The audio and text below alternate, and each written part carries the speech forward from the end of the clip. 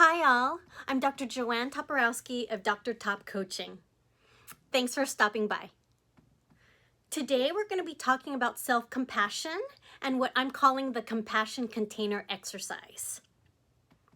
I usually bang out my paperwork and billing and work tasks on Thursdays and Fridays so that I can enjoy my weekends. This past Thursday, I went into Boston to my office to record new content for my coaching program.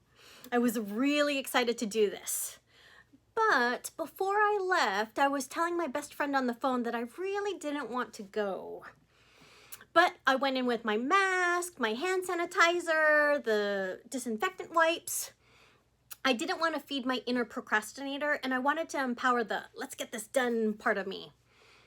But I proceeded to spend 3 hours and pay for 3 hours of parking recording these videos that I won't be using.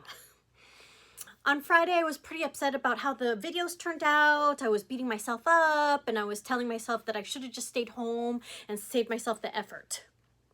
So I wanted to practice self-compassion on Friday, which is when I usually complete the last administrative tasks. I told my husband, I'm going to take the day off. I'm going to relax.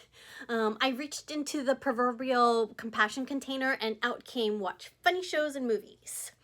I also did this all day Saturday.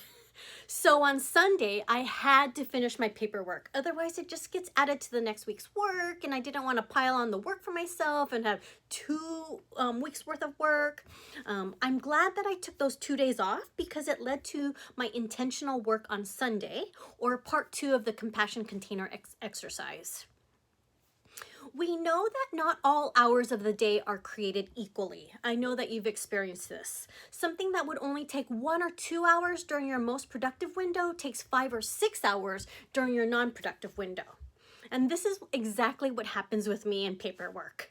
If I push it to the evening time, it spreads out over several hours because a task will stretch out to the time you assign it. If you say that something takes a week to do, like paperwork, doing taxes, cleaning out one room, it will take 1 week. So I intentionally mapped out my Sunday. I'm usually most productive after 1 p.m. until 3 or 4, and definitely not after 6 p.m. I gave myself 2 hours to do 2 hours of paperwork, and voila, I did finish it in 2 hours. I also gave myself breaks after every 30 minutes after doing a good chunk of paperwork.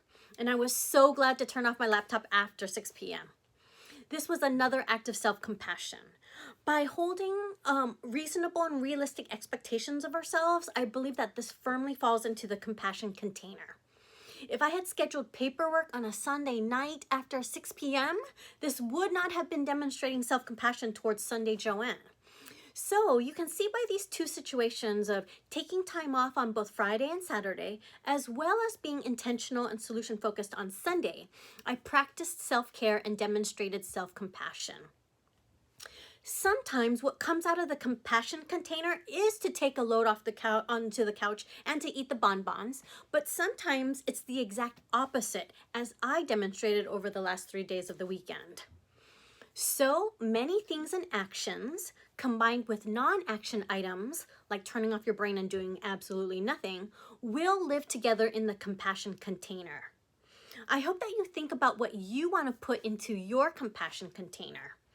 Extra credit would be to list those things out onto slips of paper and then put them into an actual container. As always, I am here to help. I hope you found the compassion container exercise helpful.